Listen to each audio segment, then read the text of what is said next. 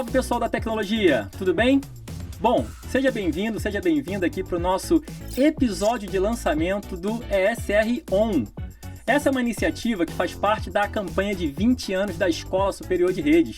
Então esse episódio, o episódio de lançamento, a gente não poderia deixar de falar sobre os 20 anos da escola.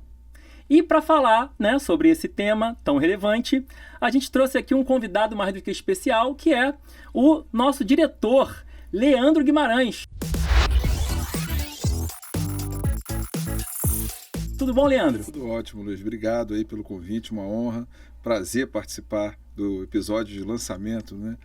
Muito bacana, é algo que a gente já vinha conversando, na escola, como é que a gente ampliaria, né? A gente já tem algumas coisas, já tem alguns cursos gratuitos, já temos alguns materiais, como é que a gente amplia? Como é que a gente consegue e sair do comum, né? Assim, como é que a gente vai entregar alguma coisa que seja diferente do que já é visto, né, comumente. Então, Claro. Muito bom, nós conseguimos desenvolver esse formato.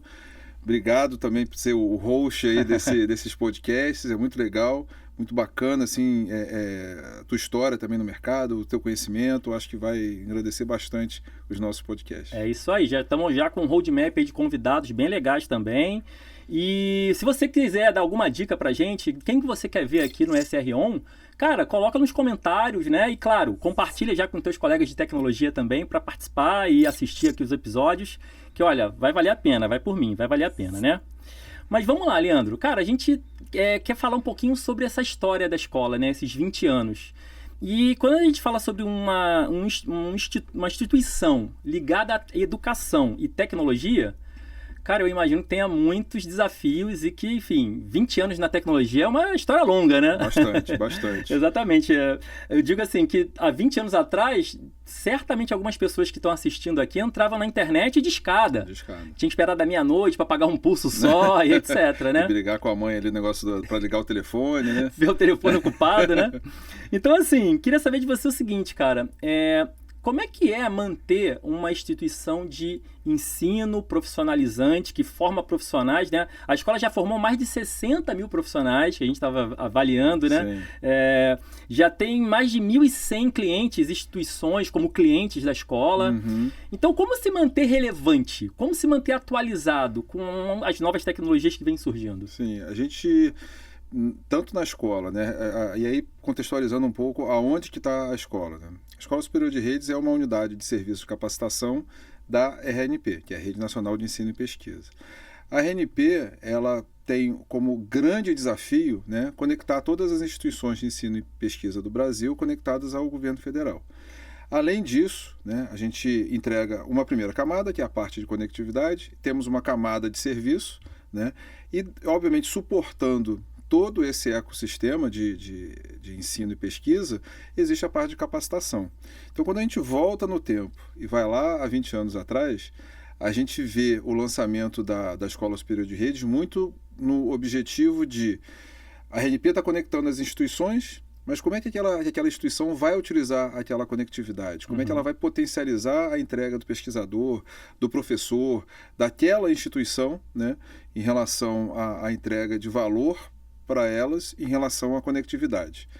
E aí surgiu a Escola Superior de Redes, inicialmente com uma trilha de redes, né, para a gente conseguir capacitar as pessoas, né, os servidores que trabalham nessas instituições, em toda essa parte de infraestrutura. Né? Imagina, você voltar no tempo, 20 anos, chega lá alguém com uma caixa preta, que é um roteador, conectar na instituição e falar, tá pronto. Estamos conectados, e agora? Estamos conectados. Seu momento de brilhar. Né? E aí, obviamente, houve vários problemas ali em relação a entendimento, como é que vai conectar. Claro. Esse ecossistema de pesquisa, os pesquisadores estão em tempos e movimentos completamente diferentes, então vai ter alguns pesquisadores que estavam muito avançados em relação à utilização de tecnologias e outros que estavam ali se desenvolvendo. Então, como é que a gente coloca todo mundo no mesmo segmento, no mesmo patamar? Então, surgiu a escola, né? A gente começou com um trabalho de capacitação em infraestrutura, na parte de rede, e fomos avançando na parte de segurança, fomos avançando em outras trilhas. Hoje a gente tem um portfólio bastante grande, tem mais de 100 cursos, 120 e poucos cursos, em várias trilhas, vai desde saúde digital, infraestrutura de redes, desenvolvimento de sistemas, métodos ágeis, inteligência artificial. Então, a gente ampliou bastante, né? E o grande desafio, aí voltando agora para a sua pergunta, qual é o grande desafio que eu vejo quando a gente fala de desenvolvimento de pessoas, né? Do ponto de vista da escola, é relativamente um pouco menos complexo, é bastante complexo, mas um pouquinho menos, porque estando dentro da RNP, a gente tem vários grupos de pesquisa em desenvolvimento, a gente participa de fóruns onde a gente fala de tecnologias que ainda vão ser desenvolvidas. Uhum. Então, nós conseguimos olhar para um universo um pouco mais à frente do que normalmente o mercado costuma falar. Então, quando a gente começa a desenvolver tecnologias de infraestrutura, inteligência artificial, dados, a gente participa de alguns fóruns onde as pessoas estão discutindo para onde que vai. Sim. Então, facilita a gente formar esse grupo e vai agrupando os conhecimentos. Então, a gente acredita muito que o conhecimento você não entrega ele já pronto. É algo que a gente precisa construir junto com os alunos, junto com as pessoas que participam. Sim. Então, se você quiser olhar o site da escola, vocês vão ver que tem os cursos vão desde o básico até o avançado. Então, o conhecimento ele vai sendo agrupado, o aluno ele vai participando das competências, vai participando dos cursos e vai agrupando, né? E agregando as competências naquelas temáticas que a gente está entregando. Entendi, legal, cara. Essa conexão, então, com esse ecossistema que está ligado à pesquisa, né, que está no DNA da escola, automaticamente da RNP, então faz toda a diferença para a gente estar antenado sobre o que é tendência e, enfim, o que é hype hoje, já estávamos conectados há algum tempo atrás. E a gente acaba ocupando um espaço que eu não vejo o mercado olhar. Então, um exemplo, quando a gente fala de inteligência artificial, eu já venho acompanhando isso já há algum tempo e eu vejo que as capacitações sobre inteligência artificial é muito a inteligência artificial aplicada, ou seja, como é que você configura o ChatGPT, como é que você configura um Perplexity, como é que você utiliza isso no seu dia a dia. O que a gente está olhando, além, obviamente, de uma camada ali que é para nivelar o conhecimento, mas é muito mais a parte de governança.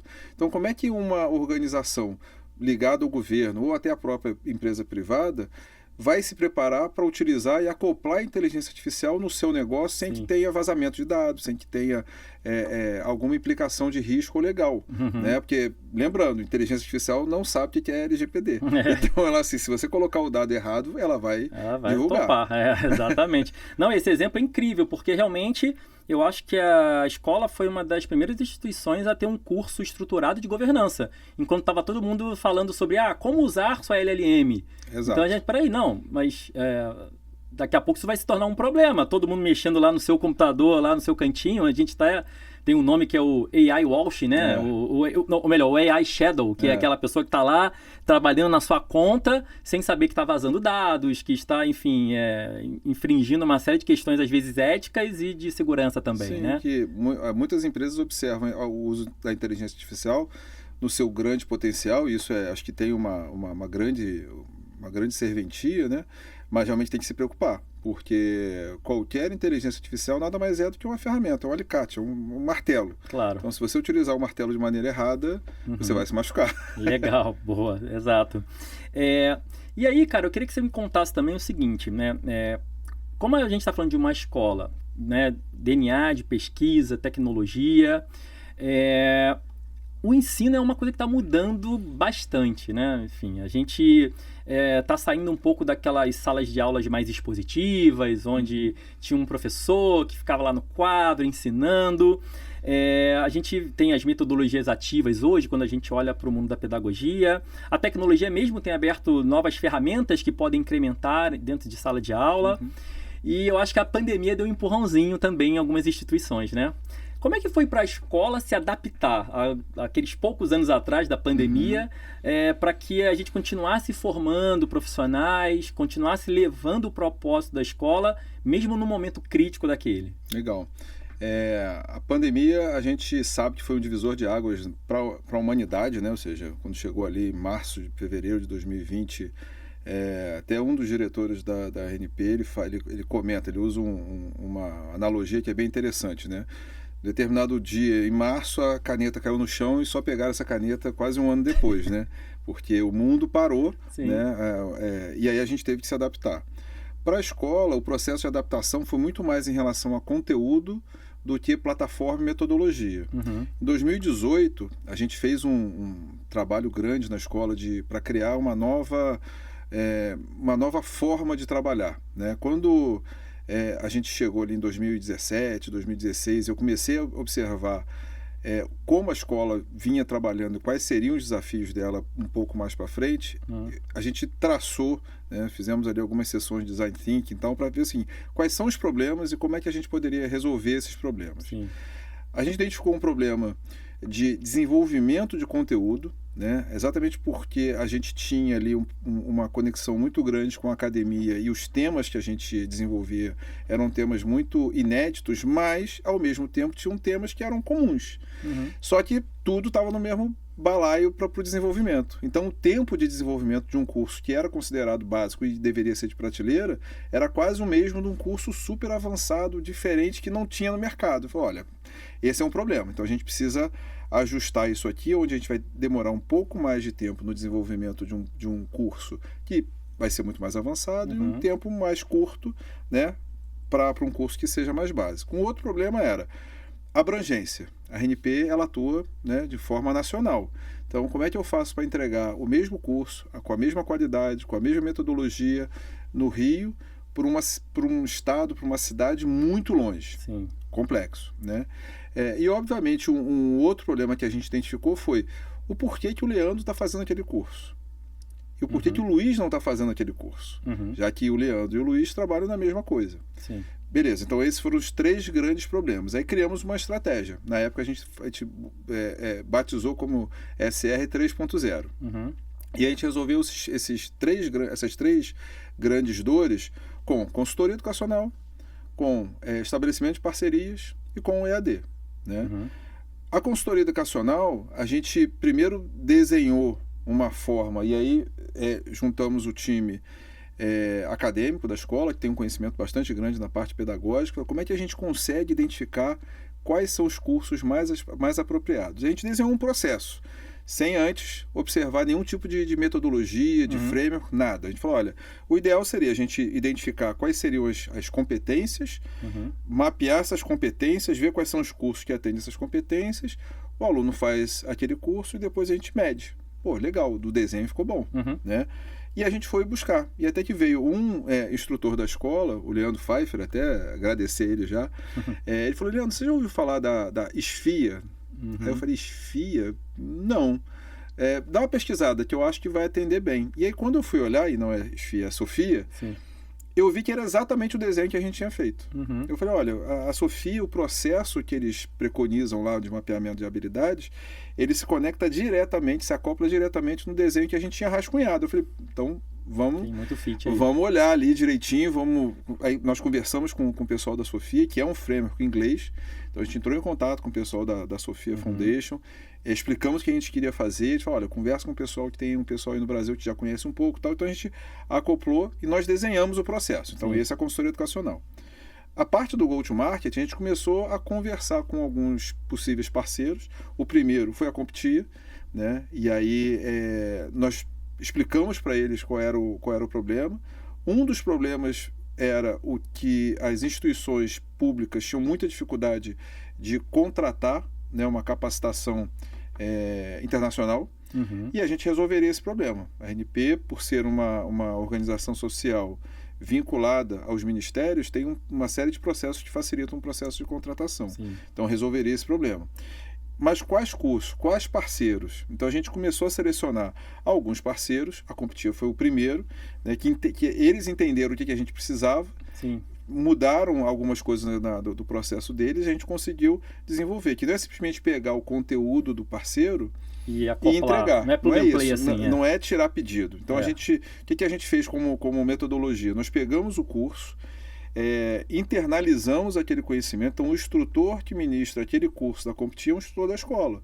Então, não é simplesmente pegar o material da Comptia e entregar para o aluno. Não, tem um processo que a gente encampou. E, por fim, o EAD.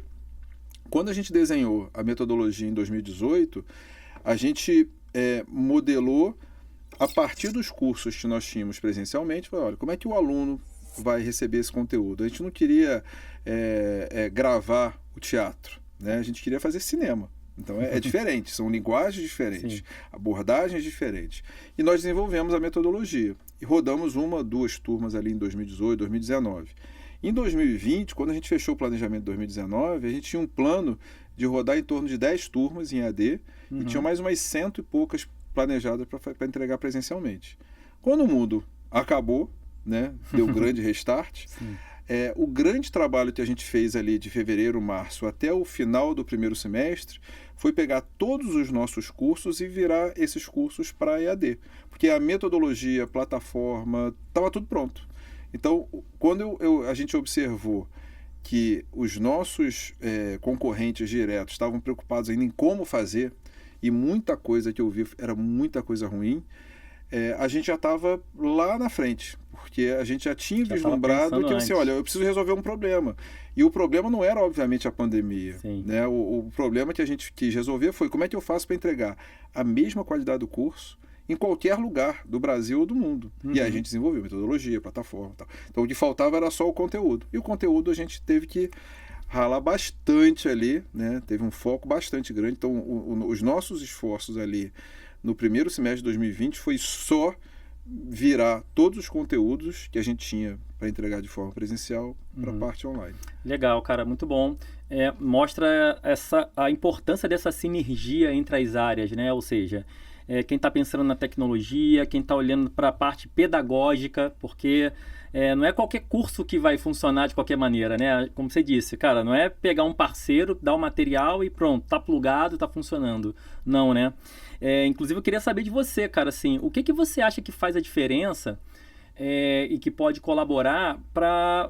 Vamos olhar para o perfil dos nossos alunos, que é aquela pessoa que está lá na sua instituição, que percebe que existem gaps de coisas novas que ele poderia aprender para explorar dentro do seu trabalho, da sua atividade, da sua ocupação. O que faz a diferença para a gente ter uma boa experiência de aprendizado e o que é um curso chato? Porque, no final das contas, se aquele tema é relevante, mas a experiência é ruim, cara, sei lá, vou procurar outro lugar para estudar, vou ler um livro, vou buscar outra forma, né? Então, o que faz a diferença, assim, que você acha que faz a diferença para um profissional que está buscando se atualizar e falar, putz, esse curso aqui é legal, essa experiência é boa?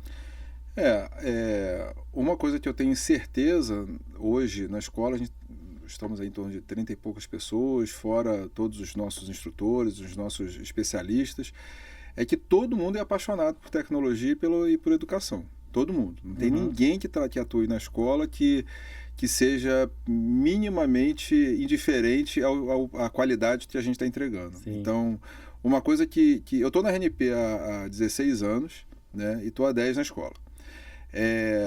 Quando eu migrei de área, eu era gerente de serviço e vim para trabalhar aqui na escola. Uma das coisas que me chamou muito a atenção, e aí eu falo isso em 500 lugares que eu já fui, que me chamou muita atenção, foi uma discussão muito grande, muito acalorada no time da escola. E eu fui tentar entender o que estava acontecendo. Para mim, assim, era alguma... Tá tendo uma briga aí. É uma briga, assim, não falando de futebol, eu falei, deve ser alguma outra coisa. E aí eu fui tentar entender o que estava acontecendo. E a briga foi que tinha acabado a caneta no kit do aluno e estavam querendo colocar uma bic. Uma caneta, normal. Sim. E aí, não pode ser, tem que ser a caneta da escola. Eu falei, gente, é para escrever, dá no mesmo. Não, mas é o padrão, é a qualidade. Eu falei, caramba, esse pessoal realmente é bem diferente. E aí, isso é um pedaço, né? Quando a gente fala da entrega como um todo, né? Seja a experiência do aluno, seja a experiência do aluno na internalização do conhecimento, todo esse processo tem um nível de atenção e todo mundo tem essa atenção na entrega. Então, o que eu percebo às vezes, obviamente, eu não vou falar que 100% das entregas da escola, né, são positivas. Tem uma ou outra que, obviamente, vai dar algum problema. Mas essa que dá problema é onde a gente vai atuar. Então, a gente vai entender com o aluno, com o instrutor, com o cliente de uma maneira geral, porque às vezes não é o aluno não é o cliente. Uma outra área contrata, um grupo de alunos ou o aluno reclama. Sim. E o contratante às vezes não fala, mas a gente vê na nota. A gente vê a nota ali do aluno que ele vai avaliar toda a experiência e dá uma nota um pouco mais baixa. A gente vai tentar entender. Tipo assim, fulano, o que está acontecendo? Sim. Não gostei do curso, o curso é ruim, o instrutor é chato, o material é ruim. Então a gente tenta entender com ele se é um problema dele, porque às vezes o que acontece? O aluno ele chega com uma competência básica não desenvolvida, o gestor dele coloca ele no curso ou muito avançado ou Sim. muito atrasado. Sim. Então, para ele, como aluno, é um tipo de coisa que talvez a gente não consiga resolver, né? A gente pode conversar com ele e tentar entender onde está o problema. Agora, se for um problema que a gente consegue resolver, aí a gente vai atuar. E aí atua de N formas. Vamos entregar uma aula adicional, vamos conversar com o aluno para tentar entender o que está acontecendo. Se foi um problema, que já tivemos problema onde o aluno estava reclamando que era algum problema no laboratório, que não estava funcionando, a gente foi ver na máquina do aluno. Tá lento e tal. Como é que é a tua rede? Como é que você acessa? Sim. Até o suporte local a gente já conseguiu fazer. Mas isso por quê? Porque tem uma experiência nossa onde a capacitação, né, a competência ser desenvolvida não é simplesmente no conteúdo que a gente vai entregar. Tem que ser realmente a experiência por completo. Sim. E eu já tive também outra experiência para conversar com um cliente das Forças Armadas aqui do Brasil, e ele chateado, dizendo, puxa, eu contratei com outro fornecedor, a área que contratou fez besteira, contratou muito baseado em preço e a gente está tendo que refazer. E o parceiro é diferente de vocês, porque eles entregam, falam, entreguei, o meu pacote está entregue. Tá mais preocupado com a entrega do que com o resultado. Está muito mais preocupado com o pagamento do que com o resultado. E a gente não. Isso eu já falei até com clientes. A minha preocupação não é a contratação. A minha preocupação é com o desenvolvimento, com a capacitação. Se vocês se desenvolveram, se vocês receberam o que você contratou, cara, é isso, atingir o meu objetivo. Perfeito, né? Colocar o aluno no centro desse processo sempre para ser a alavanca dessa melhoria contínua que, enfim, é normal. A gente tem uma escuta ativa muito forte. Legal. A gente tem vários pontos. A gente tem uma área de Customer Success que a gente está muito preocupado com isso, onde faz uma cola de todas as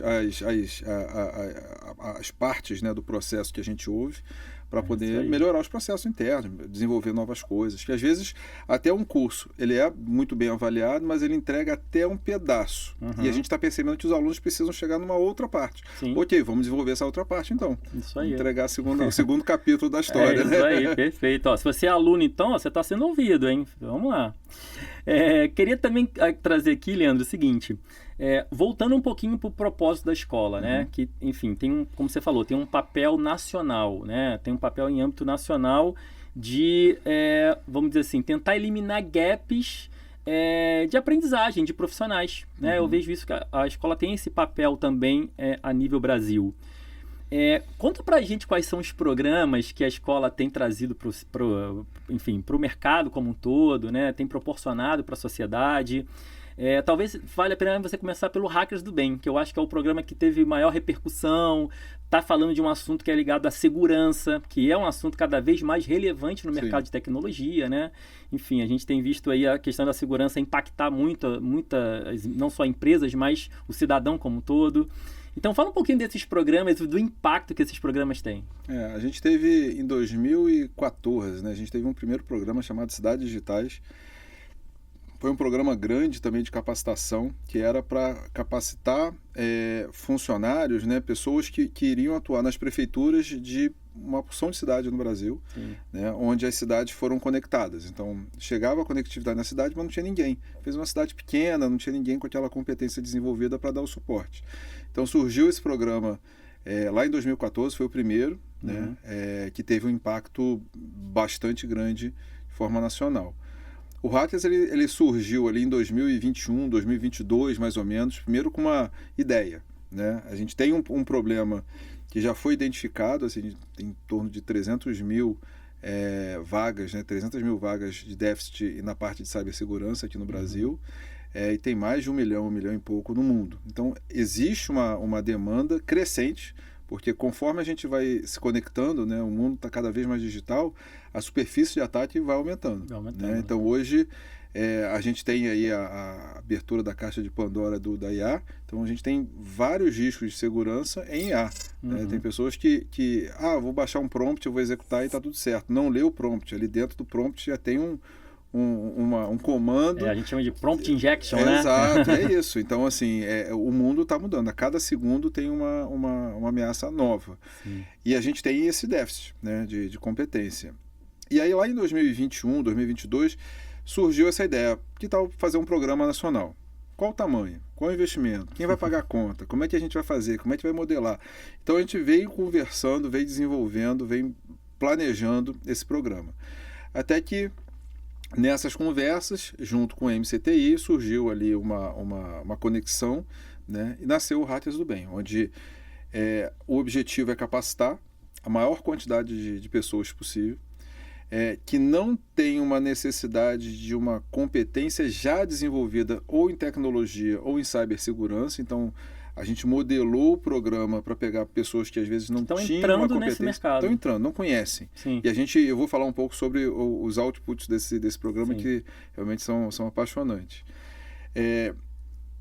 E aí, a partir de recursos do PPI, da Lei do Bem, né, da Lei da Informática, coordenado pela Softex, né, a gente, junto com o Senai São Paulo, a gente modelou o programa. E aí, quais eram os grandes desafios, né, que a gente identificou? Primeiro, que tipo de pessoa que a gente vai capacitar? Então, o primeiro desafio foi desenhar quais seriam as personas. Então, a gente desenhou algumas personas, e a partir dessas personas, e a partir das habilidades que nós identificamos na consultoria educacional, no Framework Sofia, a gente desenhou toda essa jornada. Então, basicamente, a gente tem uma jornada onde começa com nivelamento e básico. Esses dois módulos são assíncronos. Não existe nenhum pré-requisito, né, de entrada desse programa. Então, a gente teve, até agora, a gente está em torno de 160 mil alunos inscritos. Caramba! Depois do básico, existe um processo de ranqueamento, onde os melhores alunos são ranqueados e passam para a próxima fase, que já começam as aulas síncronas. Certo. Aí tem o fundamental. Os melhores alunos do fundamental são ranqueados e passam para os especializados. São 5 módulos de especialização, né? Então, o aluno escolhe qual é o módulo que ele vai fazer. Então, a gente tem o Red Team, a gente tem Blue Team, ou seja, aquele ataque, povo defesa, que ataca, aquele povo que fica escolhendo ali para poder defender, né? Identificar as melhores formas de mitigação. Tem a parte de GRC, governança e risco. Tem a parte de DevSecOps e tem a parte de Forensics, ou seja, as 5 vertentes que a gente identificou, que são as partes mais relevantes no mundo de cibersegurança. Obviamente, algumas coisas ficaram de fora. Não dá para cobrir tudo no mesmo momento, né? E aí, os alunos que terminam essas fases de especialização, eles também são ranqueados, e os melhores passam para a fase de residência. Aí nessa etapa do Hackers, na fase 1 do Hackers, que a gente está terminando agora, foram 2 ondas de residência, onde os alunos ficaram nos pontos de presença da RNP, desenvolvendo uma série de pesquisas. E aí receberam uma bolsa de pesquisa para entregar isso. Então, nessa jornada toda do Hackers do Bem, teve uma entrada de 160 mil alunos, né, 1.000 pessoas inscritas, na verdade, e saíram 216 residentes. A gente está agora modelando a fase 2, onde vai ser a entrega do Hackers do Bem. A gente vai remodelar toda essa jornada do aluno, vai incluir, obviamente, coisas de inteligência artificial, coisa de dados, né? Criamos uma nova etapa, então vai ser nivelamento, básico, fundamental, intermediário, especializado e residência. A gente identificou que o fundamental estava muito pesado, o conteúdo era muito denso. Sim. Então, o aluno que sai do básico e cai no fundamental, a gente estava tendo a gente estava identificando. Né? E aí entra o processo de escutar o aluno. Né? Os alunos estavam assim, pô, está pesado, está difícil, né? Está longo. Sim. A gente fala, beleza, então vamos ajustar aqui. Então, nós identificamos isso, criamos mais uma fase, que é a fase intermediário, e a partir do intermediário vai para os especializados. Sim. Então, o grande... E, obviamente, o que a gente vai fazer também, além de olhar o conteúdo, olhar o conteúdo, olhar a plataforma. Existe uma série de coisas que a gente colocou no backlog, né, do desenvolvimento ali da plataforma, porque também a gente identificou que se fosse mudar a plataforma a toda necessidade, até o próprio aluno ia ficar perdido, porque tem muita coisa. Então, a gente preferiu, né, ter uma linha de corte, onde termina a fase 1 do Hackers do Bem. Quando for iniciar a fase 2 do Hackers do Bem, já tem essas incorporações, né, na melhoria ali, tanto da jornada, gamificação, ou seja, tem uma série de coisas que nós identificamos que precisariam ser implementadas na fase 2 do Hackers. Legal, bom, muito bom, cara. quem trabalha com você sabe que você está sempre assim, com o radar ligado, de olho, ó, onde tem gaps aqui, onde tem novidades, oportunidades. Então quero explorar um pouquinho o Leandro. O que o Leandro está vendo aí na TI que está chamando sua atenção? Que pode ser uma demanda para a escola, ou que pode ser uma tendência para o mercado, que a gente pode usar esse momento aqui para, ó, pessoal, vocês não estão atentos a isso aqui. O que você acha aí que está, além da IA, claro, né? Tenho certeza que você vai falar alguma coisa de IA, não tem jeito. Eu costumo dizer que a IA é meio que um buraco negro que chama a atenção de todo mundo nesse momento. Mas qual é o assunto aí que não é hype hoje, mas vai ser hype amanhã? Eu ia falar de IA, mas a IA mas já pode veio para falar. ficar. Não, então, mas assim... a IA, na verdade, é um grande guarda-chuva, né? Então tem subassuntos aí dentro que merecem a nossa atenção. Não, sim. É interessante, assim, né? A cor do meu cabelo não nega, assim, o tempo que eu tenho de mercado, né? Eu tenho, na verdade, 20 anos de idade, né? Mas o meu cabelo tá assim, brincadeira. Eu já tenho um tempo já de mercado, então eu vi muitos hypes. Coisas que vieram como hype e hoje em dia você vê que é o commodity, né? Você vê computação em nuvem. Exato. Eu comprei desde o início, né? Então, quando você vê a computação em nuvem e o que era discutido, eu vejo a inteligência artificial hoje. É verdade. Voltar no tempo, ali uns 10, 15 anos... Leandro, sem querer te interromper, mas você consumir processamento sob demanda, armazenamento sob demanda, pô, era um negócio louco, né? Louco, hoje é o normal. Não, e todas as empresas, na hora de fazer os orçamentos, né, era sempre um caminhão de dinheiro. Exato. Não, eu acho que eu vou precisar dessa máquina daqui a 2 anos, eu tenho que fazer um investimento hoje. Hoje isso é impensável, imagina, não faz sentido fazer isso. Uhum. Então, eu vejo as discussões hoje em IA nas empresas muito semelhantes quando você volta no tempo, os 10, 15 anos, a parte de computação em nuvem, que era assim, as empresas queriam computação em nuvem. Para quê? Não sei, mas eu preciso. Aí você fala, pô, mas não faz sentido, né? Hoje em dia é IA. Vamos colocar IA. Mas você fala, mas para quê? Qual o processo? Vai ajudar o quê? O que está sendo potencializado? Então, vai não resolver tem. Que problema? É isso. Então, assim, hoje em dia tem uma discussão e talvez uma glamorização em relação a IA, que para eu conseguir meu projeto aprovado, eu coloco tem IA junto e está tudo certo. Opa, então é importante. Se você colocar 5 anos atrás era blockchain. Qualquer coisa era blockchain. Metaverso. Então, assim, são vários hypes. Uns morreram, o metaverso morreu, né? E outros permanecem, outros entenderam que, assim, ok, mas não precisa dar esse foco todo. Blockchain é isso, assim, tá aí. A gente usa blockchain hoje em dia. Às vezes nem sabe. Normalmente nem está sabendo, né? O IA, o cara tem que botar a lanterna ali dizendo estou usando IA. Né? E o que eu vejo acontecer é que a TI vai mudar. Já está mudando de uma maneira exponencial, mas eu acho que vai mudar mais ainda. Eu estou me aprofundando muito em relação tanto a IA quanto todo aquele ecossistema no entorno do IA. Estou usando bastante Vibe Code, minha equipe fica maluca que de vez em quando aparece lá um app nova. Um app novo. Criei um app aqui para resolver esse problema. Então, hoje, eu vejo que toda a parte de desenvolvimento, principalmente na parte de Vibe Code, é o grande Excel, assim.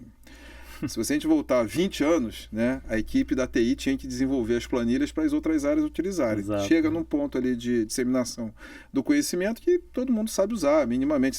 Mas eu uso 5% do potencial do Excel. Tá tudo certo. Tá resolvendo o teu problema? Tá tudo certo. Mas eu não sei fazer macro. Tá, mas tá resolvendo o seu problema? Tá tudo certo. E aí eu vejo que toda essa parte de desenvolvimento vai ter esses 2 espaços, né?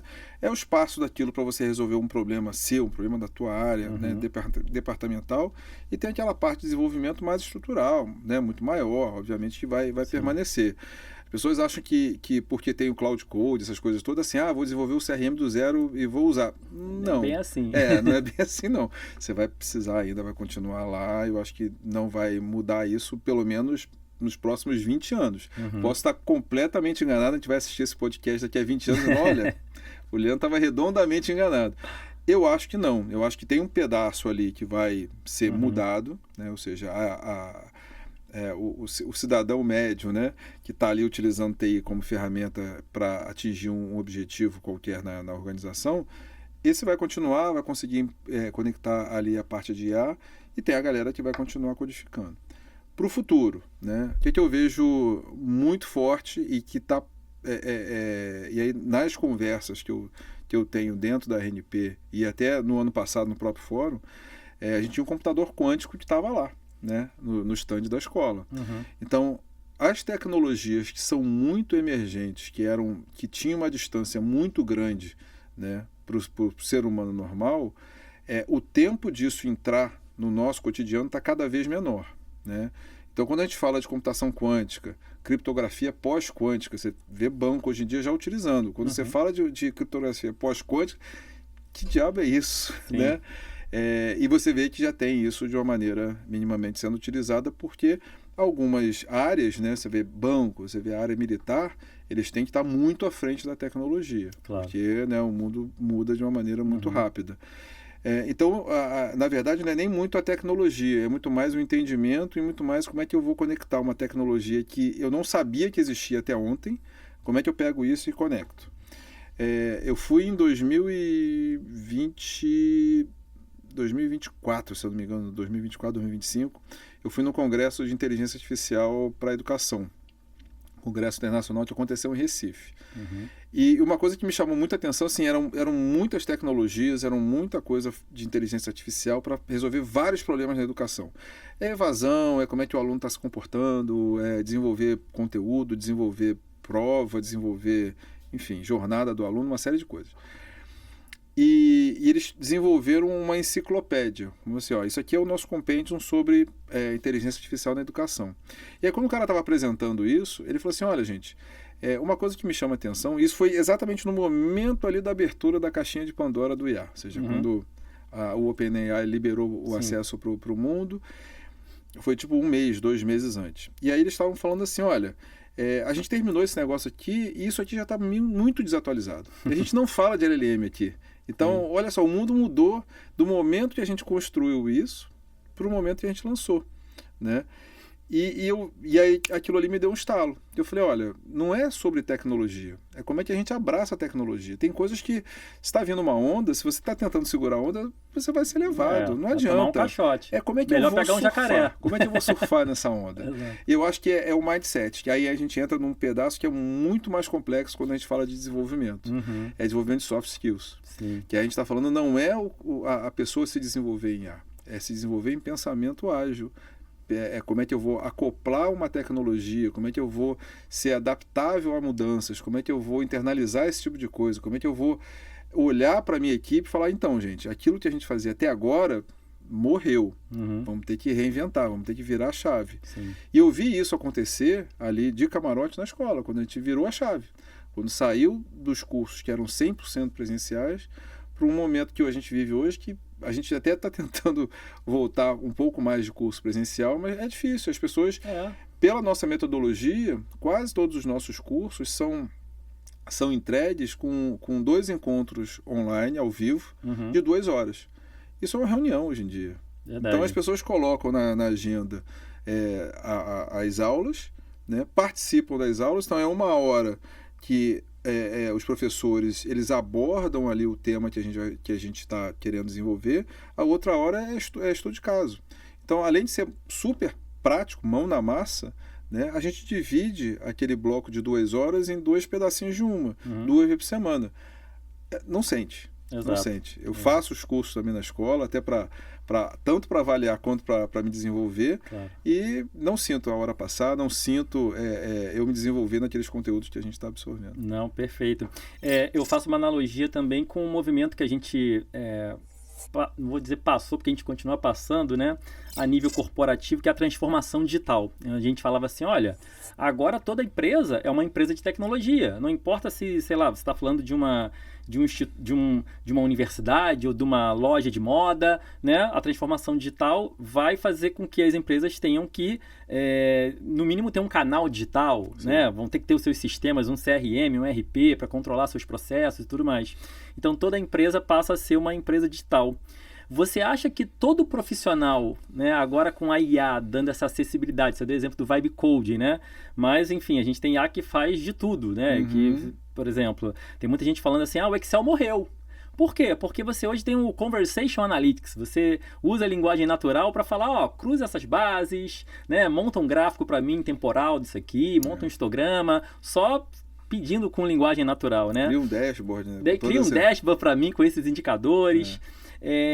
Você acha que todo profissional hoje de negócio ou profissional na área administrativa, ele hoje tem um potencial de se transformar no que a gente, né, vamos dizer assim, talvez a gente esteja num momento de transição, mas ele vai ser um profissional de tecnologia também, né? Porque eu digo isso porque ainda tem pessoas que olham para a IA e para algumas tecnologias um pouco assim céticos, com receio, né?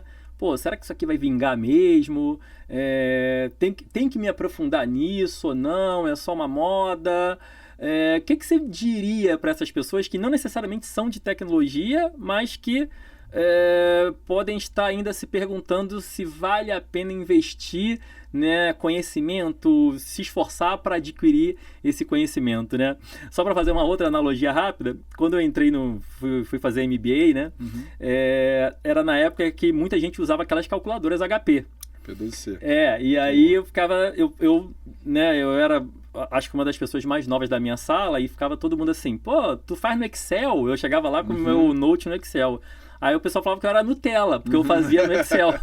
E a galera, pô, tu nem sabe usar um HP, cara? Pô, aí eu ficava assim, pô, mas eu consigo fazer no Excel.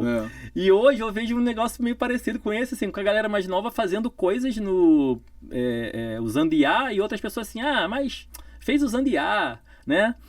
Eu percebo que isso não deixa de ser uma certa resistência, né? Sim. E aí, o que você tem a dizer para quem talvez ainda esteja nesse momento se perguntando se acha que a IA tem o risco de ser uma moda ou algo que veio para ficar mesmo? Não, eu falo com essas pessoas, se capacitem, venham para a escola, porque quem não se desenvolver, quem não entender como acoplar a IA e a tecnologia de uma maneira geral, né, realmente não vai ter espaço, né? Isso para qualquer segmento. O grande diferencial que eu vejo hoje em dia é que a TI realmente ela vai ser muito responsável ali por uma parte muito mais de infraestrutura, de entregar o ferramental. Né? A TI ela vai entender um pouco do negócio, mas quem entende o negócio é o cara de negócio, normal. Né? Claro. Só que o cara de negócio ele vai precisar entender e saber como pegar essas ferramentas, e aí assim, hoje é IA, amanhã pode ser uma outra coisa, né? E acoplar isso no conhecimento dele. Quando eu vejo as áreas de negócio muito apartadas, né, em relação à tecnologia, eles vão conseguir fazer? Vão. É muito mais demorado, muito mais difícil. Assim, e hoje em dia, quando a gente está falando de negócio, de business, é tempo. Então, se você demora 2, 3 semanas para fazer alguma coisa que seu concorrente está fazendo em um dia, você está morto. E assim, quem te matou não foi a tecnologia, foi a sua resistência em adotar a tecnologia, porque o seu concorrente, ele já adotou. Exato. Então é aquela história do leão, né? Quando eu boto tênis, eu não estou correndo mais rápido que o leão, eu estou correndo mais rápido que o meu concorrente. E ele que morre com o leão. É isso aí. E quando a gente observa a adoção de tecnologias, e aí eu vejo muito a questão do mindset, né? Existem aquelas pessoas que são muito resistentes. Não, eu sempre fiz assim, sempre deu certo, não preciso mudar. Aí o Luiz fez isso com o ChatGPT, brincando. Assim, mas está usando inteligência artificial, tá certo. Dificilmente você vai ver na estratégia das empresas alguma empresa que não tenha conectado IA naquela estratégia. Muito difícil, muito difícil. Hoje, assim, me recordando todas as estratégias que eu já vi nos últimos meses, nos últimos anos, não tem. Sim. Porque se ele não conecta a inteligência artificial no negócio, ele acaba demorando muito, fazendo as coisas de uma maneira muito piores mesmo, porque não é que a inteligência artificial substitua um ser humano. Né? O ser humano vai continuar tendo a super relevância dele. Agora, se eu não sou um super humano com a inteligência artificial me ajudando a interpretar um volume de dados que eu não conseguiria fazer essa interpretação de uma maneira sozinha, eu estou para trás. E aí, assim, qualquer profissional, eu sempre falo, a inteligência artificial, a gente tem N inteligências artificiais. Existem alguns sites até que você tenta fazer uma compilação, né? De todas as inteligências artificiais resolvendo qualquer problema. Eu quero gerar uma imagem, quero fazer uma análise, eu quero conectar dados, eu quero gerar um dashboard, eu quero desenvolver alguma coisa. Hoje em dia você tem inteligência artificial para tudo. Então, se eu sou um profissional de recursos humanos e não estou conectando inteligência artificial no meu processo, eu vou avaliar realmente 100 mil currículos, eu vou avaliar mesmo, sei lá, 200, nem que seja 200 currículos. Sim. Eu vou abrir uma vaga qualquer, vão chegar a 200 currículos. E é uma vaga de assistente administrativo para atender um problema específico da contabilidade. Será que o RH tem a competência para olhar aquilo e falar, putz, eu vou diferenciar o candidato A do B? Ou, sem ter que ler os 200 currículos? Pois é. Se eu coloco isso numa inteligência artificial, pelo menos eu consigo agrupá-los. É. E aí eu vi numa conferência que eu fui, chamada Educose, há uns 3 anos, uma universidade americana, o cara falou o seguinte, olha, eu recebo de candidatos, né, que lá não é o Enem, né, não é uma prova. Os candidatos mandam lá os formulários preenchidos para eles serem avaliados, e aí tem lá uma série de coisas, ou seja, é minha nota na prova de inglês, se eu estou fazendo algum tipo de trabalho extracurricular, se eu tenho algum voluntariado, ou seja, tem uma série de informações que os candidatos nas universidades americanas, quando eles vão prestar, né, candidatura lá, eles precisam mandar. E ele falou, olha, eu recebo em torno de 100 mil formulários. Então, com a inteligência artificial, eu já separo alguns grupos. Tipo, certamente sim. Ou seja, o cara tirou uma nota alta, o cara é voluntário, o cara faz uma série de coisas. Então, essa galera aqui é sim, com certeza. Tem uma galera que certamente é não. Então, ao invés de avaliar 100 mil currículos, eu vou avaliar 1000. O resto, tem uma galera que realmente já foi reprovada, tem uma galera que já foi aprovada, eu foco em 1000, não preciso olhar 100 mil. Exato. Então, você vê, é uma área que não é de tecnologia, é uma área de entrada de candidatos para uma universidade americana que o cara acoplou a inteligência artificial. Então, eu vejo que qualquer área, qualquer profissional, hoje em dia, ele tem que olhar para a IA dizendo, cara, como é que esse bicho vai me ajudar aqui? E aí, quando eu vejo muito também alguns posts dizendo a inteligência artificial vai acabar com as funções, vai gerar desemprego. Aquelas pessoas que não acoplarem a inteligência artificial, a gente volta aí uns 30 anos, é aquela mesma galera que não quis usar o computador. Ou seja, os computadores entraram nas organizações. Eu lembro de visitar a empresa que minha mãe trabalhava e meu pai trabalhava, não tinha computador nas mesas. Não tinha. E olha que minha mãe trabalhava numa grande gravadora e meu pai trabalhava numa grande empresa de petróleo do Brasil. Não tinha computador, mas isso que há 40 anos atrás. Eu era pequenininho, olhava... E eu lembro muito bem a primeira vez que eu fui na empresa do meu pai e olhar um computador, mas não era um computador de mesa, era um bicho grande com aquelas fitas grandes. Eu ficava olhando, caramba, isso aqui é um computador. O que isso aqui faz? O que isso aqui faz? Não tinha a menor ideia. E aí essa galera que não se adaptou, não utilizou o computador ali em seu benefício, ficou para trás. Não teve jeito. E hoje a grande disrupção está na IA. Porque todos aqueles hypes todos que a gente estava falando de blockchain, de computação em nuvem, isso tudo é para a equipe da TI. Então, assim, a equipe da TI que teve que se adequar a todas essas modificações. Agora não. Agora a gente está tendo uma grande revolução nos usuários. E aí os usuários precisam entender a tecnologia, como é que eu vou potencializar o meu trabalho com a IA. Perfeito, perfeito. O tema, né, a XSW, né, que para quem não conhece é um dos maiores festivais de inovação que acontece no mundo, o pessoal lá estava comparando a IA com a eletricidade. Ou seja, que é uma tecnologia que está no nosso dia a dia, no nosso cotidiano. Então, tenho certeza que você que está assistindo deve ter tua abinha lá já aberta quando você inicia o seu dia de trabalho, né? Com a sua LLM, com a sua ferramenta de IA.